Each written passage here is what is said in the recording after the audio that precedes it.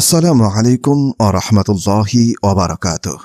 জান্নাতে প্রবেশকারী সর্বশেষ ব্যক্তি অথবা সর্বনিম্নমানের জান্নাতীও কিন্তু ছোট জান্নাতের বা কম সুখের অধিকারী হবে না।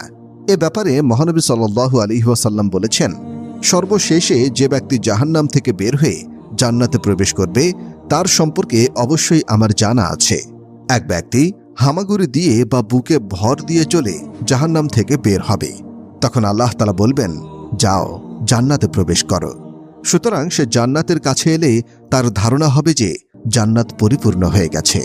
ফলে সে ফিরে এসে বলবে, হে প্রভু, জান্নাত তো দেখলাম পরিপূর্ণ। আল্লাহ তাআলা বলবেন, যাও জান্নাতে প্রবেশ করো। তখন সে জান্নাতের কাছে এলে তার ধারণা হবে যে জান্নাত তো ভরে গেছে। তাই সে আবার ফিরে এসে বলবে, হে প্রভু, জান্নাত তো ভর্তি দেখলাম। তখন আল্লাহ তাআলা বলবেন, যাও জান্নাতে প্রবেশ করো।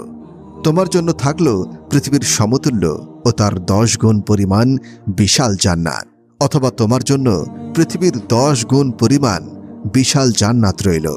তখন সে বলবে, হে প্রভু, তুমি কি আমার সাথে ঠাট্টা করছো অথবা আমার সাথে হাসি মজা করছো? অথচ তুমি বাদশাহ, হাসি ঠাট্টা তোমার শোভা পায় না। তখন আমি রাসূল সাল্লাল্লাহু আলাইহি ওয়াসাল্লামকে এমনভাবে হাসতে দেখলাম যে তার চোয়ালের দাঁতগুলি প্রকাশিত হয়ে গেল। তিনি বললেন, এ হলো সর্বনিম্ন মানের জান্নাতি। এই জান্নাতি যখন জান্নাতের বাসস্থানে প্রবেশ করবে তখন তার 2 হুরি স্ত্রী তার নিকট এসে বলবে, সে আল্লাহর প্রশংসা যিনি তোমাকে আমাদের জন্য এবং আমাদেরকে তোমার জন্য বাঁচিয়ে রেখেছেন।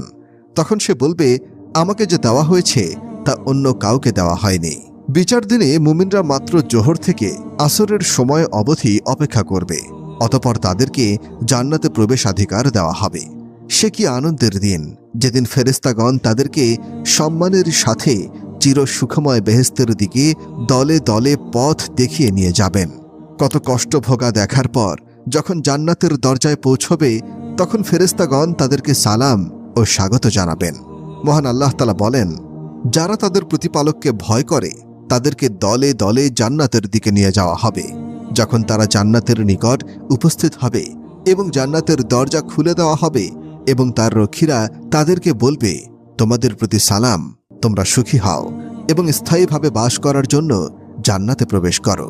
এই জান্নাত হলো সেই মুমিনদের পুরস্কার যাদের বিশ্বাস, কথা ও কর্ম শুদ্ধ ছিল, যাদের অন্তর ছিল নির্মল, কথা ছিল উত্তম এবং কর্ম ছিল সৎ। তবে বেহেশতে পৌঁছানোর আগে কিছু কষ্ট স্বীকার অবশ্যই করতে হবে।